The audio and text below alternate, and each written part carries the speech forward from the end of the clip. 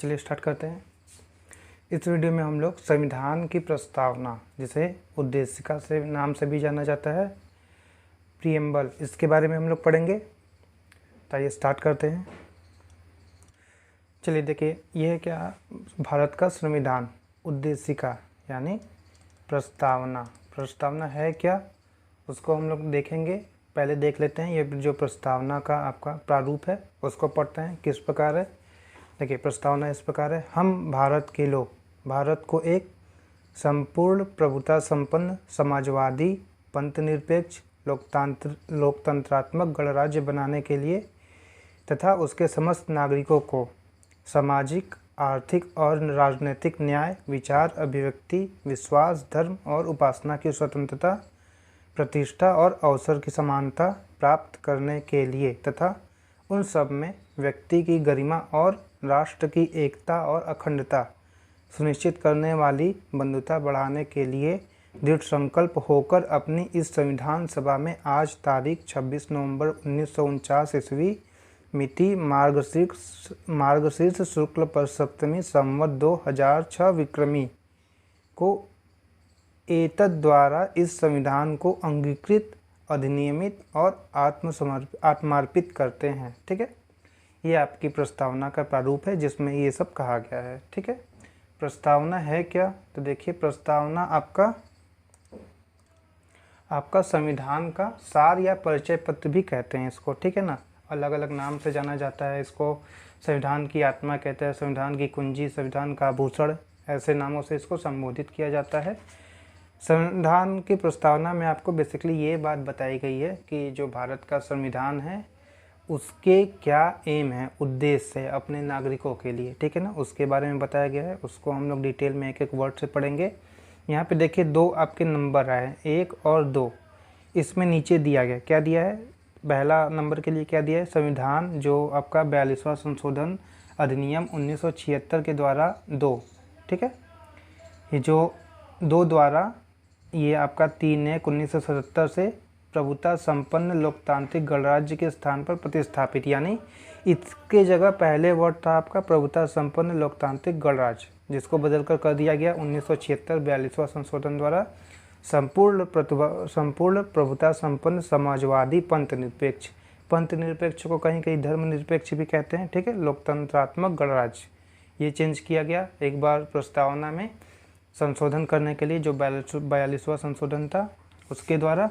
और दूसरा किया गया राष्ट्र की एकता और अखंडता, यानी 1976 से पहले आपका इस वर्ड के पहले राष्ट्र की एकता था, जिसे बाद में राष्ट्र की एकता और अखंडता कर दिया गया। अब इसमें हम लोग एक एक वर्ड के बारे में जानेंगे कि प्रस्तावना की विशेषता क्या है। आइए देखते हैं। देखिए, विश्व में सर्वप्रथम यूएसए के संविधान में प्रस्तावना शामिल हुआ था, यानी विश्व के किसी भी संविधान में प्रस्तावना लाने वाला पहला देश अपने संविधान में यूएसए था। प्रस्तावना को संविधान का सार या परिचय पत्र कहते हैं, यानी इसमें यह बताया गया है कि संविधान के उद्देश्य क्या है अपने नागरिकों के प्रति, अपने देश के प्रति। ठीक है, संविधान की प्रस्तावना नेहरू जी द्वारा 13 दिसंबर 1946 को संविधान सभा के 3rd बैठक में पेश किया गया और 22 जनवरी 1947 को पारित किया गया। क्या था, देखिए, आपका कब को बैठक हुई थी उसको देख लेते हैं। संविधान सभा, देखिए, 9 दिसंबर आपके 1946 को संविधान सभा की पहली बैठक हुई थी और उसके अस्थायी अध्यक्ष बने थे सच्चिदानंद सिन्हा। 10 दिसंबर को सच्चिदानंद सिन्हा मर गए। ठीक है, 11 दिसंबर को संविधान सभा की दूसरी बैठक हुई। इसमें राजेंद्र प्रसाद को संविधान सभा का, जो कि संविधान को बनाने के लिए सभा थी, उसके स्थायी अध्यक्ष, यानी अब उसके अध्यक्ष रहेंगे राजेंद्र प्रसाद, जो कि भारत के पहले राष्ट्रपति भी बने थे, उनको स्थायी अध्यक्ष बना लिया गया था। और तीसरा बैठक हुआ था आपका 13 दिसंबर 1946 को। इसी बैठक में जो नेहरू जी थे, जवाहरलाल नेहरू, इन्होंने प्रस्तावना का प्रारूप पेश किया। ठीक है ना, और ये पारित कब हुआ, 22 जनवरी 1947 को संविधान सभा ने एक्सेप्ट कर लिया। यह उद्देश्य प्रस्ताव पर आधारित था, यानी संविधान के क्या उद्देश्य होने चाहिए उस संबंध में इसे पारित किया गया। इसमें अभी तक एक बार 42वां संशोधन 1976 के द्वारा हुआ था। इसमें समाजवादी, धर्मनिरपेक्ष और अखंडता शब्द जोड़े गए थे। देखिए, यहीं पे लिखा है। ठीक है ना, देखिए, ध्यान दीजिए, संपूर्ण प्रतिभा संपन्न समाजवादी धर्मनिरपेक्ष या पंथनिरपेक्ष लोकतंत्रात्मक गणराज्य, जबकि पहले था प्रतिभा संपन्न लोकतंत्रात्मक गणराज्य, और वहीं पे यहाँ पे राष्ट्र की एकता और अखंडता कर दिया गया, राष्ट्र की एकता की जगह।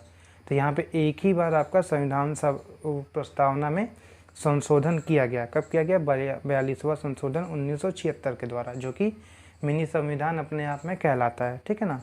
कौन कौन से शब्द जोड़े गए थे? समाजवादी, धर्मनिरपेक्ष या पंथनिरपेक्ष, अखंडता, ये 3 शब्द जोड़े गए थे, और राष्ट्र की एकता को राष्ट्र की एकता और बंधुत्व बना दिया गया था। अब हम लोग देखते हैं प्रस्तावना के कौन कौन से तत्व हैं। तो ठीक है, देखिए बेसिकली प्रस्तावना के 4 मूल तत्व हैं। कौन कौन से हैं उसको पढ़ लेते हैं। देखिए ये है प्रस्तावना के 4 मूल तत्व। पहला है संविधान के अधिकार के स्रोत के बारे में। प्रस्तावना संविधान को किस प्रकार शक्ति प्राप्त है, किससे शक्ति प्राप्त है, उसके बारे में बताता है। दूसरा जो भारत की प्रकृति कैसी है, यानी भारत का नेचर अपने नागरिकों के प्रति कैसा है। तीसरा संविधान के उद्देश्य क्या होने चाहिए। बेसिकली यही तो डिफिनीशन है कि प्रस्तावना क्या है, संविधान का एक तरह से सार है कि उसके उद्देश्य क्या होने चाहिए। चौथा संविधान लागू होने की तिथि। अब देखते हैं पहले आपके तत्व में, प्रस्तावना कहती है कि संविधान को शक्ति भारत के लोगों से मिली है। ठीक है ना। अतः भारत के संवैधानिक शक्ति का स्रोत भारत की जनता है, यानी भारत में सर्वोच्च शक्ति भारत की जनता है, सर्वोच्च शक्ति का स्रोत भारत की जनता है। ठीक है ना। शुरुआत ही हुआ है हम भारत के लोग, बाद में है उसे अंगीकृत, अधिनियमित और आत्मार्पित करते हैं, यानी संविधान को बनाया ही है भारत की जनता के एक तरह से उनके। देखिए यहाँ पे हम भारत के लोग ने, उसके बाद यही है आपका डिफिनीशन है। तो इसमें इसके कहने का अर्थ है कि भारत के लोगों ने अपने नागरिकों के लिए, अपने देश को चलाने के लिए संविधान को ये अधिकार दिया है, ये उद्देश्य बनाने के लिए कि संविधान के जो उद्देश्य हों वो कौन से हो और उनके लिए वो किस शक्ति का प्रयोग कर सकती है। इसका अर्थ यही है कि संविधान का जो स्रोत है, शक्ति का स्रोत है, वो भारत की जनता है। दूसरा पॉइंट आता है भारत की प्रकृति। देखिए प्रस्तावना यह बात बताती है कि भारत एक संप्रभु होगा, समाजवादी होगा, धर्मनिरपेक्ष, लोकतांत्रिक और गणतांत्रिक राज्य होगा। ठीक है ना। अब इसको हम लोग एक एक पॉइंट से देखते हैं कि क्या इसके डिफिनीशन होते हैं। देखिए संप्रभु, इसको कभी कभी प्रभुता संपन्न भी कहते हैं या संप्रभुता कहते हैं। देखिए कोई देश अगर संप्रभु है, इसका क्या अर्थ है, वो ना तो किसी दूसरे देश का औपनिवेश डोमिनियन है, जैसे भारत पहले ब्रिटिश राज्य में था, एक उपनिवेश था और उसके डिसीजन से ही चलता था। तो कोई देश अगर प्रभुता संपन्न है, संप्रभु है, तो वह न तो किसी देश का उपनिवेश होगा, डोमिनियन होगा, ना ही दूसरे देश पर निर्भर होगा, और वह अपने आंतरिक और बाहरी दोनों विषयों से संबंधित निर्णय लेने में स्वतंत्र होगा। ये होता है आपका संप्रभुता का डिफिनीशन। समाजवादी क्या हो गया? देखिए समाजवादी का अर्थ है कि भारत के संसाधन, जैसे राजनीतिक, आर्थिक, सामाजिक और न्यायिक संसाधन पर पूरे समाज, नागरिक का अधिकार होगा, ना कि किसी व्यक्ति या वर्ग विशेष का होगा। ठीक है। दूसरे पॉइंट आता है भारत समाजवादी देश है। ठीक है। इससे क्या, या फिर समाजवादी देश, और यहाँ पे आपके समाजवाद की जो प्रॉपर्टी होती है वो यहाँ पे एग्जिस्ट करते हैं। एग्जाम्पल के लिए देखिए डीपीएसपी से भारतीय संविधान के समाजवादी लक्षण की पुष्टि होती है, क्योंकि जो डीपीएसपी का उद्देश्य है वही है आपके लोक कल्याणकारी राज्य की स्थापना, या फिर उसको कहे तो समाजवादी लोकतंत्र की स्थापना करना। इसमें क्या है कि आप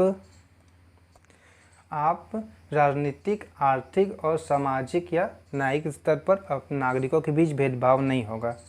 दूसरी बात क्या आती है, धर्मनिरपेक्ष या पंथनिरपेक्ष। इसका अर्थ होता है कि जो भारत का कोई धर्म नहीं होगा, यानी भारत जो राज्य है वो किसी धर्म विशेष को विशेष संरक्षण नहीं देगा और सभी धर्मों को समान रूप से देखेगा, लेकिन इसका अपना कोई धर्म नहीं होगा। ठीक है ना। जैसे नेपाल को कहें कि नेपाल हिंदू राष्ट्र है। ठीक है ना। कोई ईसाई देश होता है, यानी उस धर्म के लोगों के प्रति या फिर जो धर्म है उसके लिए विशेष व्यवस्था करता है, जबकि भारत में ऐसा नहीं है। यहाँ पे भारत का, देश का या फिर राज्य का कोई धर्म नहीं है और वह किसी धर्म विशेष के लिए विशेष प्रावधान भी नहीं करता है। ठीक है ना। उसके बाद आता है लोकतांत्रिक। देखिए लोकतंत्र 2 प्रकार के होते हैं, प्रत्यक्ष होते हैं, अप्रत्यक्ष। प्रत्यक्ष में क्या होता है, नागरिक प्रत्यक्ष रूप से अपने शक्ति का प्रयोग करते हैं। ये आपका यूज होता है स्विट्जरलैंड में। लेकिन अप्रत्यक्ष रूप में भी दो प्रकार के होते हैं। इसमें क्या होता है, व्यक्ति अपने प्रतिनिधि के माध्यम से शक्ति का इस्तेमाल करता है। जैसे भारत, अब इसमें दो तरह के देखिए, अप्रत्यक्ष लोकतंत्र संसदीय होता है, राष्ट्रपति होता है। संसदीय में होता है कि जो नागरिक होते हैं अप्रत्यक्ष रूप से क्या करते हैं, अपने प्रतिनिधि चुनते हैं, नेता चुनते हैं, और वो नेता संसद में उन नागरिकों का, अपने नागरिकों का प्रतिनिधित्व करके नियम कानून बनाते हैं। लेकिन शक्ति का स्रोत तो जनता ही है। दूसरे में होता है राष्ट्रपति। इसमें भी व्यक्ति राष्ट्रपति चुनता है और राष्ट्रपति अपने नागरिकों के कल्याण के लिए नियम कानून शक्ति का उपयोग करता है। ठीक है, तो ये हो गया लोकतंत्र का परिभाषा। गणतांत्रिक राज्य का अर्थ हो गया कि भारत में जो भारत का प्रमुख है कौन है, राष्ट्रपति, संवैधानिक प्रमुख है। या फिर किसी देश, कोई देश अगर गणतांत्रिक है तो इसका अर्थ ही यही होता है कि उसका जो प्रमुख है, मुखिया है, उसका निर्वाचन होगा। ठीक है ना, वो वंशानुगत रूप से चुना नहीं जाएगा जैसे राजशाही में होता है। ठीक है, वरना फिर अंतर ही क्या हो गया।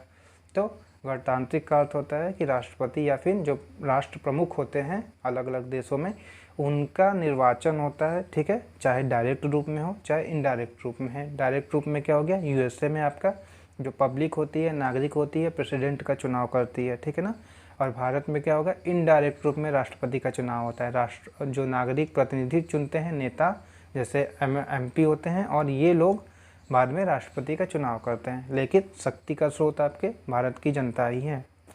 उसके बाद आता है तीसरा, संविधान के उद्देश्य क्या होने चाहिए, यानी प्रस्तावना संविधान के उद्देश्य को बताती है। क्या उद्देश्य है कि जो संविधान है वो अपने नागरिकों को न्याय, स्वतंत्रता, समता यानी समानता और एकता, बंधुत्व संविधान के उद्देश्य हैं, ये प्रदान करने के लिए प्रयास करेगी। ठीक है, चौथा आता है संविधान लागू होने की तिथि। देखिए, प्रस्तावना में संविधान को अंगीकृत और लागू करने की तिथि 26 नवंबर 1949 है।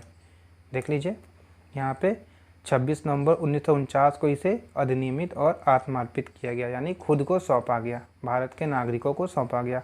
तो 26 नवंबर 1949 को इसी वजह से कानून दिवस, विधि दिवस, संविधान दिवस के रूप में मनाया जाता है। ठीक है ना, और भारत में जो संविधान है वही सर्वोच्च कानून है, यानी भारत में जो नियम चलते हैं, शासन होता है, वो संविधान के तहत होता है, किसी और नियम के तहत नहीं। ठीक है, तो भारत में सर्वोच्च कानून संविधान है। ये प्रश्न में आया है कि सर्वोच्च कानून भारत में कौन है, तो ये है संविधान। ठीक है, अब देखते हैं कुछ और पॉइंट प्रस्तावना से संबंध में।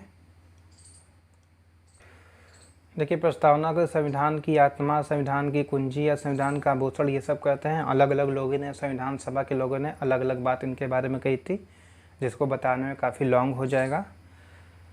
अब देखते हैं, सुप्रीम कोर्ट के अनुसार एक सवाल आता है कि क्या प्रस्तावना संविधान का भाग है कि नहीं। जैसे मूल अधिकार या फिर मूल कर्तव्य आपके संविधान के भाग आते हैं, और सर जो संविधान का भाग रहेगा उसमें संवैधानिक जो प्रावधान है उसके तहत चेंजिंग की जा सकती है। ठीक है ना, जैसे मूल अधिकार में संशोधन होता है, मूल कर्तव्य में संशोधन होता है। ठीक है, तो इसी तरह सुप्रीम कोर्ट के अनुसार, सुप्रीम कोर्ट क्या है, जो संविधान है उसका संरक्षक है, और सुप्रीम कोर्ट ही संविधान का अंतिम व्याख्या करता है। यानी अगर किसी मामलों में संविधान के किसी वर्ड में कोई कन्फ्यूजन आता है तो उसका डिफिनीशन जो सुप्रीम कोर्ट देगा वही अंतिम होगा भारत में। ठीक है, तो हमेशा संविधान से संबंधित जो व्याख्या करता है वो सुप्रीम कोर्ट करता है भारत में। तो सुप्रीम कोर्ट के अनुसार प्रस्तावना संविधान का भाग है। ये कब दिया था, एक फेमस केस है केशवानंद और राज्य वर्सेस राज्य मामला है 1973 में। इसके आदेश को जारी करते हुए सुप्रीम कोर्ट ने कहा था कि प्रस्तावना संविधान का भाग है और इसमें संशोधन किया जा सकता है। देखते हैं कैसे। देखिए, इसमें संशोधन किया जा सकता है, संविधान का भाग है तो संशोधन किया जा सकता है, ये माना गया। किंतु प्रस्तावना के मूल रूप, तथ्य या विशेषताओं को किसी विधि से संशोधित नहीं किया जा सकता, क्योंकि प्रस्तावना संविधान की मूल विशेषता, यानी केशवानंद वर्सेज जो राज्य मामला है उसमें सुप्रीम कोर्ट ने ये कह दिया कि जो प्रस्तावना है वो तो संविधान का भाग है, इसलिए उसमें संशोधन किया जा सकता है। लेकिन प्रस्तावना संविधान का मूल विशेषता है।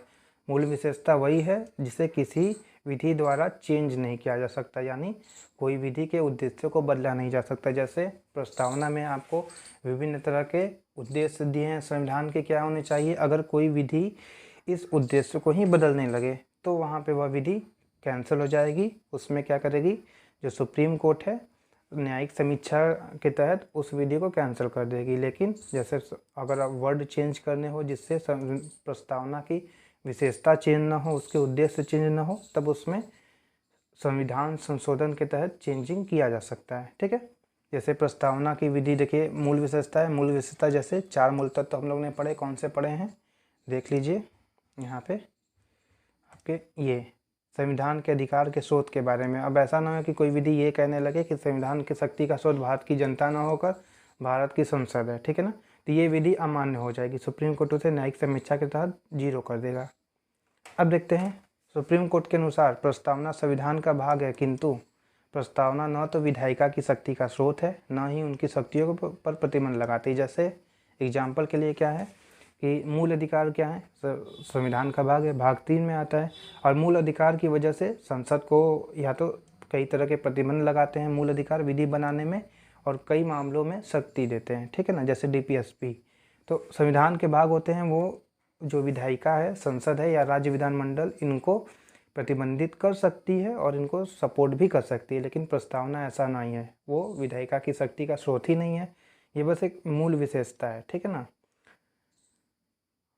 तो ये विधायिका की शक्ति पर प्रतिबंध लगाती है, ना ही इनको शक्ति प्रदान करती है। दूसरा पॉइंट आता है यह गैर न्यायिक है। इसका अर्थ ये हुआ कि इसकी व्यवस्थाओं, इसकी विशेषताओं, जैसे मूल विशेषता 4 हम लोग ने देखे हैं, मूल तत्व कौन कौन से हैं, उनको न्यायालय में चुनौती नहीं दी सकती। यानी इस आधार पे कि संविधान के अधिकार के स्रोत भारत की जनता है, क्यों है, ये क्वेश्चन लगा के आप कोर्ट में केस नहीं कर सकते कि क्यों प्रस्तावना में ऐसा व्यवस्था दी गई है, ठीक है। तो इस तरह से ये गैर न्यायिक है, इनके उद्देश्यों को, इनके आपके प्रावधानों को कोर्ट में चुनौती नहीं दी जा सकती। तो ये आपके जो थे डिटेल में प्रावधान थे संविधान की प्रस्तावना से संबंधित, जिसमें आप लोगों ने देखा संविधान की प्रस्तावना का प्रारूप क्या है, उसकी विशेषता क्या है, उसमें कितनी बार संशोधन हुआ, तो एक बार संशोधन हुआ, 42वां संशोधन 1976 के द्वारा। ये हमेशा पूछता है, इंपॉर्टेंट क्वेश्चन है।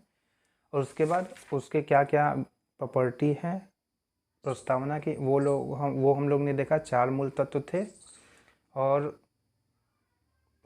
कुछ अलग पॉइंट जो सुप्रीम कोर्ट के अनुसार उन्होंने प्रस्तावना के संबंध में बोला था, उसको देखा था।